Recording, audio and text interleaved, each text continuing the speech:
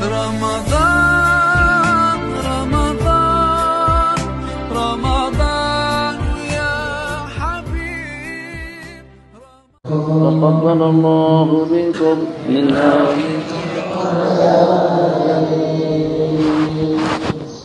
buka mata, buka telinga, buka hati. Jangan ada yang mengantuk. Buka mata, buka telinga, buka hati. Assalamualaikum warahmatullahi wabarakatuh. Bismillahirrahmanirrahim. Alhamdulillahi rabbil alamin. Wa sallallahu wa sallam ala sayyidina Muhammad wa ala alihi wa sahbihi ajma'in wa ba'. Sudah hampir tidak kurang daripada 3 bulan ulama-ulama kita dikurung. Cendekiawan intelektual ulama kita berkurung. Hampir tidak kurang daripada dalam 3 bulan dengan kita berada di tempat kediaman kita masing-masing. Ini berarti memberikan peluang kepada kita untuk kita lebih mengamat, untuk kita lebih terbuka wawasan dan pikiran, memberikan ketenangan dan keheningan kepada kita untuk kita sama-sama merenung, untuk kita sama-sama berpikir, untuk kita sama-sama mengamat apa kira-kira dibalik daripada peristiwa yang tidak pernah berlaku dalam catatan sejarah. Madadina yuriduna minna, apa yang mereka rancangkan terhadap kita sebagai umat Islam secara khusus. Maka kira-kira itu suatu kesekongkolan, apakah itu suatu rancangan licik, apakah itu suatu tujuan jahat dibalik daripada lockdown dan juga dibalik daripada ulama-ulama, kiai-kiai, mufti-mufti, dan juga dengan cendekiawan dan juga dengan orang cerdik pandai disuruh berkurung di tempat kediaman mereka masing-masing. Kita ambil dibalik daripada perintah untuk kita berkurung tadi itu, agar dengan kita lebih terbuka mata, pikiran dan hati, kira-kira apa dibalik daripada rancangan atau juga dibalik daripada lockdown tadi itu. Kita berharap dan juga kita menghimbau kepada kiai-kiai kita di Indonesia, sahabat-sahabat kita yang berperanan penting dalam dunia dakwah dan juga dalam dunia media massa, daripada Bandung, daripada Riau, daripada Jakarta, atau daripada mana-mana saja.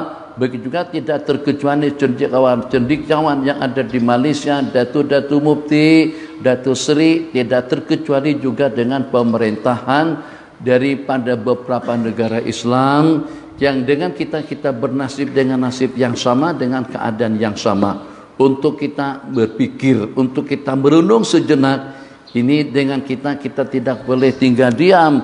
3 rancangan yang dirancangkan oleh Zionis, 3 cadangan yang mereka cadangkan kepada kita umat Islam, ini ternyata sudah kena sasaran agar bagaimana kita orang Islam jadi miskin, agar bagaimana dengan kita umat Islam jadi bodoh, agar bagaimana kita umat Islam berperang antara sesama kita. Memang kita tidak berperang, tapi kesan daripada peperangan itu adalah kematian. Sekarang dengan kita dikurung untuk kita mati di tempat kediaman kita masing-masing. Renung, sampai kapan dengan kita dapat bertahan tinggal di tempat kediaman kita tanpa kerja, tanpa usaha, tanpa ikhtiar, untuk kita kembali beraktivitas dengan kegiatan kita atau dengan aktivitas kita masing-masing, untuk kita menyara kehidupan kita.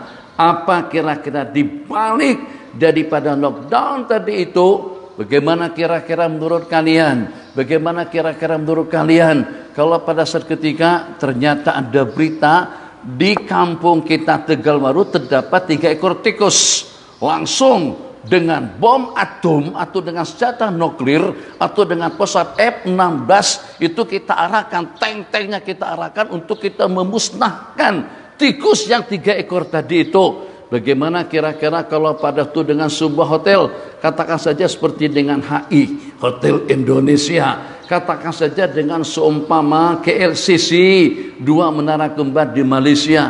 Itu sebenarnya yang jebol itu, yang menetes air itu tidak lebih daripada salah satu daripada toiletnya, salah satu daripada WC-nya. Ternyata arahan bongkar 2 hotel mewah tadi itu dengan HI Hotel Indonesia dan juga dengan KLCC di Malaysia. Bagaimana juga kira-kira kalau saat ketika innalillahi wa inna ilaihi rajiun, satu buah perusahaan besar, katakan seperti dengan Tesco, seperti dengan Zain, seperti dengan Matahari, kru-krunya saja dalam berapa puluh ribuan, disebabkan karena ada salah satu daripada pegawainya yang curang, sehingga dengan perusahaan besar tadi itu ditutup.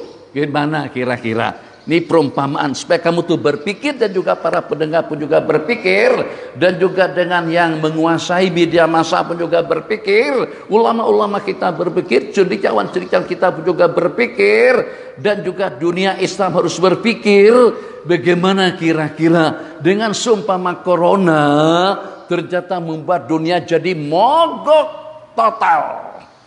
Pada peristiwa tahun 1820, pada peristiwa tahun 1920, sekarang pada tahun peristiwa 2020. Jangan tidur, dengar sekejap saja. Pada peristiwa 1820 itu dengan influenza Spanyol itu meregut, mesti kita ya, meregut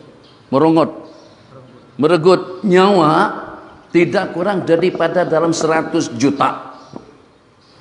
Kolera ASEAN pada tahun 100 tahun berikutnya 1920 itu yang jadi mangsanya, yang korbannya tidak kurang daripada dalam 100 jutaan. 100 jutaan. Sekarang billahi alaikum kepada datu-datu mufti, kawan-kawan senior-senior kita, atau juga yang setelah kita yang mengajak orang berkurung, kita nak tanya secara pasti dengan mereka, sekarang corona sudah dalam berapa nyawa yang diregutnya, sudah dalam berapa nyawa yang meninggal dunia. Penduduk Indonesia tidak kurang daripada dalam 300 juta, belum ada 1%. Jangan katakan 500 yang meninggal, jangan katakan 1000, katakan saja kalau sampai 10.000, 100.000 yang positif sekalipun masih belum nyampe 1% daripada penduduk Indonesia. Jadi kalau dengan ikut 1% saja daripada rakyat Indonesia, ada kira-kira dalam 3 jutaan. Angka apakah sudah sampai pada 3 jutaan? Belum sampai 1.000 kawan-kawan. Tikus dibom negara semuanya gara-gara kena tikus. Tidak lebih daripada seorang pekerja curang, ternyata dengan semua perusahaan itu ditutup. Tidak lebih daripada dengan seumpama jebol tandasnya, WC-nya, toiletnya, ternyata bangunan diruntuh. Begitu keadaan dunia sekarang ini. Dulu-dulu dengan kita meyakini kehebatan dengan sumpahnya, kehebatan dengan leluasanya, kehebatan dengan kuncu-kuncu dan juga dengan anak buahnya. Betul-betul dia kondisikan manusia dengan jin untuk jadi anak buahnya. Jangan angguk kepala tapi mata panjang. Jadi pada saat ketika itu, tuh yang terbabi dengan kelap-kelap telanjang, dengan kelap malamnya, dengan LGBT-nya, dengan minumannya, dengan pelacurannya, dengan semua kemaslahatan di dunia, kita pikir setan yang paling hebat. Ternyata di balik itu justru corona lebih hebat, sebab setan masih belum sanggup untuk memecah-mecahkan kita, masih belum sanggup untuk memisah-misahkan antara kita. Ternyata dengan setan yang begitu hebat, pelacurannya godaan setan, kumpul kebunnya godaan setan, minumannya godaan setan, perjudiannya godaan setan, kelap-kelap malamnya, kelap-kelap telanjangnya, kedektatoran, kezaliman, kepasikan umat manusia di atas permukaan bumi, itu adalah kerja-kerja setan. Tapi ternyata dengan setan abalis, jin-jin dan juga dengan tashkilannya masih belum mampu untuk menutup masjid, masih belum mampu untuk berusaha meninggalkan salat Jumat, masih belum mampu untuk menjauhkan kita daripada rumah Allah, masih belum mampu untuk menyuruh kita, menjauhkan kita daripada salat berjamaah. Ternyata dengan corona yang perumpamannya macam seperti tikus saja. Oke, di Malaysia, lockdown di Malaysia yang begitu ketat. Kita nak tanya kepada Kementerian Malaysia, kita tidak menginginkan yang seperti itu, tapi kita ajak berpikir sekarang ini. Ini ada sesuatu di balik daripada kejadian yang berlaku. Hati-hati. Kita sudah dirancang Indonesia, Malaysia jadi sasaran untuk dikomuniskan, untuk dipikaikan kalau dengan bahasa kita. Hati-hati rancangan licik daripada musuh secara diam-diam. Kekuatan kita satu-satunya yang kalau pada itu dengan kita bersatu padu. Tapi kalau pada itu masing-masing tinggal di rumah, persatuan kita hancur. Kenapa dengan kita kuat? Kenapa dengan kita menang? Kenapa dengan kita berjaya? Seketika dengan kita sehati, seketika dengan kita memiliki tempat yang di sana terdapat gudang rahmat dan maghfirah, yang di sana dengan kita berkumpul untuk mendapatkan suatu kekuatan, suatu perlindungan, waktu penjagaan, suatu penjagaan daripada Allah Subhanahu wa ta'ala. Mudah-mudahan para pendengar di mana saja kalian berada, semuanya tolong diperdengarkan, tolong dikongsikan, tolong juga disebarkan. Mudah-mudahan sedikit dalam 10 menit tazkirah kita pada pagi hari ini akan memberikan sedikit pencerahan atau sebesar pencerahan supaya dengan kita dapat merenung, supaya dengan kita dapat mengambil sikap, supaya dengan kita jangan sampai hidup kita dibodohin di sepanjang tahun. Kenapa dengan 3 sasaran tadi itu? Katanya anak-anak akan masuk sekolah pada bulan 9 nanti. Nanti sambung lagi bodoh. Kita jadi semuanya mati, kita jadi semuanya miskin, paling tidak anjlok perekonomian kita. Jangan tunggu sampai anjlok, jangan tunggu sampai jadi bodoh anak-anak kita, jangan sampai jadi hancur perekonomian kita, baru kita baru kita sadar dengan rancangan licik, rancangan buruk di balik daripada corona di Malaysia. Oke, angka yang terbesar berapa di Malaysia yang meninggal? Kasih tahu. Di Indonesia angka yang terbesar 700, 800. Oke, Abi kasih 10.000. 10.000 dibanding dengan 3 juta. Masih berapa? Masih 0,0%. Belum ada 1%. Belum ada 0,5%. Belum ada 10%. Belum ada 1/10% yang meninggal dunia. Tapi ternyata sanggup untuk memogokkan dunia dengan isi-isinya.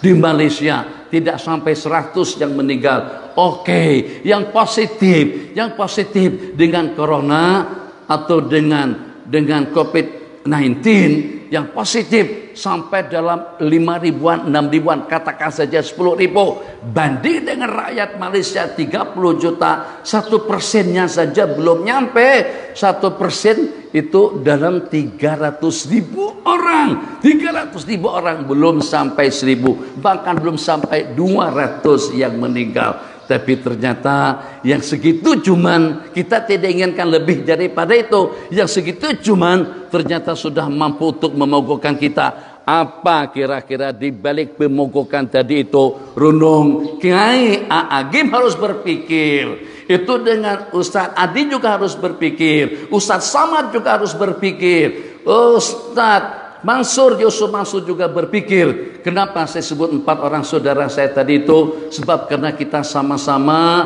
terbabit dalam dunia dakwah. Dan juga dengan kita sama banyak kalian secara khusus banyak didengar oleh rakyat Indonesia. Maka juga tidak terkecuali kepada Datu Mufti Perlis Kedah, ataupun juga dengan Terengganu dan juga dengan negeri-negeri lainnya. Coba kita mengamas sejenak. 30 hari kita berdiam diri, 30 hari kita di rumah sudah mampu untuk kita memikirkan, sudah mampu untuk kita mengamak ke depan apa kira-kira dibalik daripada ujian yang Allah timpakan kepada kita. Hadza wabillahi taufik. Sallallahu ala Muhammad.